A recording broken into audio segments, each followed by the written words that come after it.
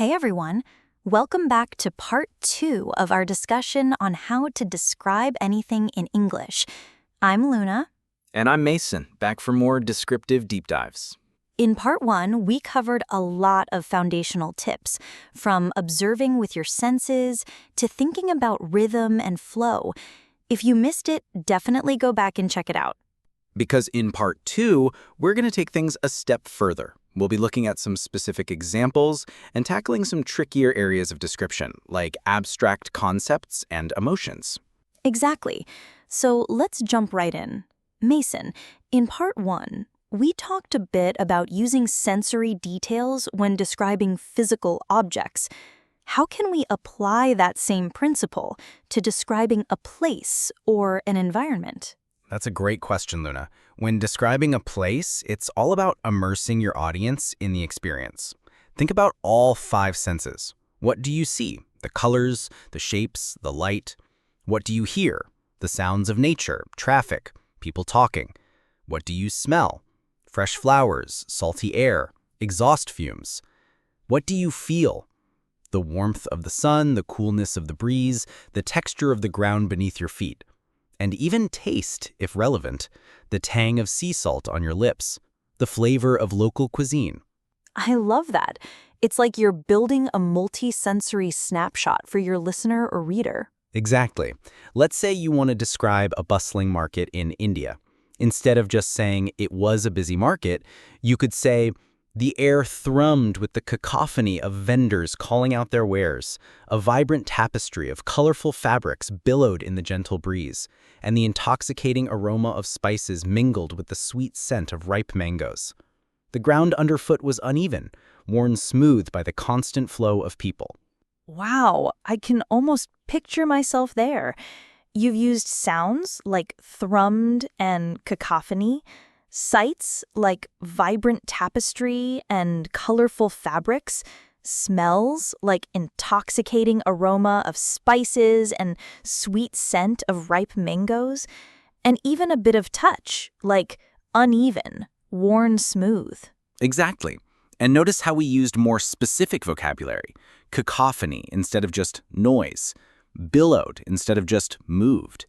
That really elevates the description. So, when describing a place, really try to engage all the senses and use vivid language. Absolutely. Now let's talk about describing people. What are some key things to focus on there, Luna? Describing people can be fascinating. You can focus on their physical appearance, of course, their height, their build, their hair color, their facial features, but it's also important to go beyond the surface. Think about their mannerisms, their expressions, the way they move and speak. Definitely. Someone might have piercing blue eyes, but what's the expression in those eyes? Are they kind, intense, playful? Describing their gaze can tell you so much more than just the color. Exactly. And think about their body language. Do they stand tall and confident, or are they more hunched and reserved? Do they fidget with their hands when they speak? These small details can paint a really vivid picture of someone's personality and mood. And don't forget their voice. Is it deep and booming or soft and gentle? Do they have a particular accent or way of speaking? The sound of someone's voice can be incredibly distinctive. That's a great point. So, when describing a person, try to combine physical details with observations about their behavior, their expressions, their voice, and even their clothing, as that can also reveal a lot about them. Right. For example, instead of saying she was a kind woman, you could say her eyes crinkled at the corners when she smiled. A warm, genuine expression that made you feel instantly at ease. Her voice was soft and melodic, and she had a habit of gently patting your hand when she spoke, as if offering a silent reassurance. That's such a lovely description. You really captured her kindness through her actions and expressions. Exactly. It's about showing that kindness through specific details. Okay, so we've talked about places and people. Now let's move on to something a bit more challenging. Describing abstract concepts or ideas. How do you even begin to describe something that you can't see or touch? That can definitely be tricky.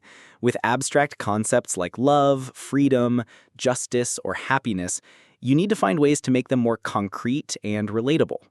One way to do this is by using analogies or metaphors. Oh, like saying, love is a warm blanket on a cold night, or freedom is like a bird soaring through the open sky. Exactly.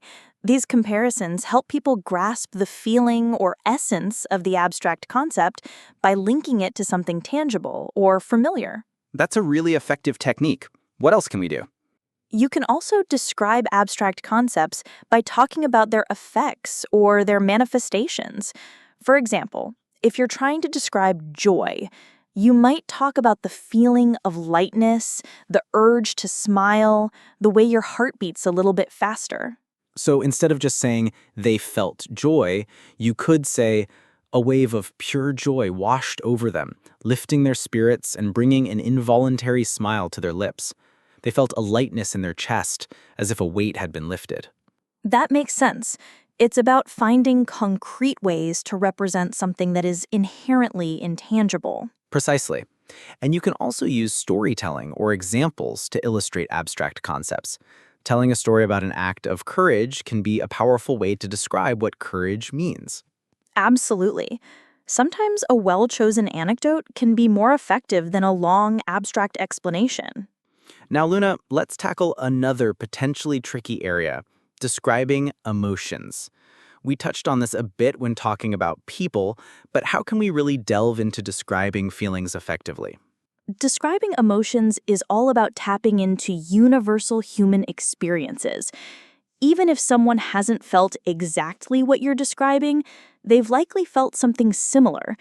Using vivid language that relates to physical sensations or relatable situations can be really powerful. Agreed. Think about the physical sensations that often accompany emotions. Fear might feel like a knot in your stomach or a racing heart. Sadness might feel like a heavy weight on your chest or a lump in your throat. So instead of saying they were angry, you could say a hot wave of anger surged through them, tightening their jaw and clenching their fists. Their face flushed and their breath came in short, sharp gasps. That's a great example. You're not just telling us they're angry, you're showing us the physical manifestations of that anger.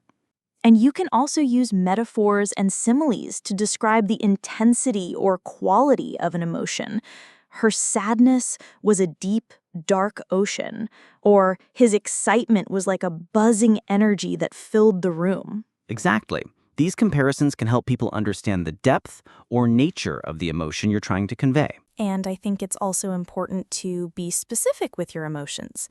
Instead of just saying they felt bad, try to pinpoint the specific emotion. Were they sad, disappointed, frustrated, anxious? Each of those has a different nuance and will require different descriptive language. Absolutely. The more precise you can be with your emotional vocabulary, the more effectively you can communicate how someone is feeling. Okay, we've covered describing places, people, abstract concepts, and emotions. What's another aspect of description that our viewers should keep in mind, Mason? I think it's important to remember that description isn't just about listing details. It's about creating an overall impression or mood. Oh, I like that. So it's not just a catalog of facts, but more like painting a picture with a certain atmosphere? Exactly. Think about the tone you want to create with your description. Is it meant to be lighthearted and humorous, serious and contemplative, mysterious and suspenseful? Your word choices and the details you emphasize will contribute to that overall mood. So if I'm describing a spooky old house, I might focus on shadows, creaking sounds, and a feeling of coldness to create a sense of unease and mystery. Precisely. And if I were describing a joyful celebration, I'd focus on bright colors, lively music, and the sound of laughter. That makes a lot of sense. Your description should evoke a particular feeling or atmosphere in your audience. Absolutely. And sometimes less is more. You don't always need to describe every single detail. Focusing on a few key elements that contribute to the overall impression can be very effective. That's a good reminder. It's easy to get carried away with details, but sometimes it's better to be selective. Exactly. Choose the details that are most impactful and that best support the mood you're trying to create. Okay, Mason. We've shared so many tips and examples today. What would be your final piece of advice for someone who wants to improve their descriptive skills in English? My final piece of advice would be to read widely and pay attention to how other people describe things. Whether it's in books, articles, podcasts, or even everyday conversations, notice the language that resonates with you and try to understand why it's effective. That's such a valuable tip. Reading exposes you to a wide range of vocabulary and descriptive techniques. Exactly. And don't be afraid to borrow ideas and adopt them to your own style. The more you immerse yourself in descriptive language, the better you'll become at using it yourself. I completely agree. It's like building a mental library of descriptive words and phrases that you can draw upon when you need them. And remember that practice makes perfect. Don't get discouraged if your descriptions don't sound amazing right away. The more you consciously try to describe the world around you, the better you'll become at it. Absolutely. Try describing your morning coffee, the view from your window, the feeling of the sun on your skin. Just make it a habit to be more observant and more deliberate with your language. And don't forget to have fun with it. Description is a creative process, so enjoy playing with words and finding new and interesting ways to express yourself. Well said, Mason. I think that brings us to the end of part 2 of our discussion on how to describe anything in English.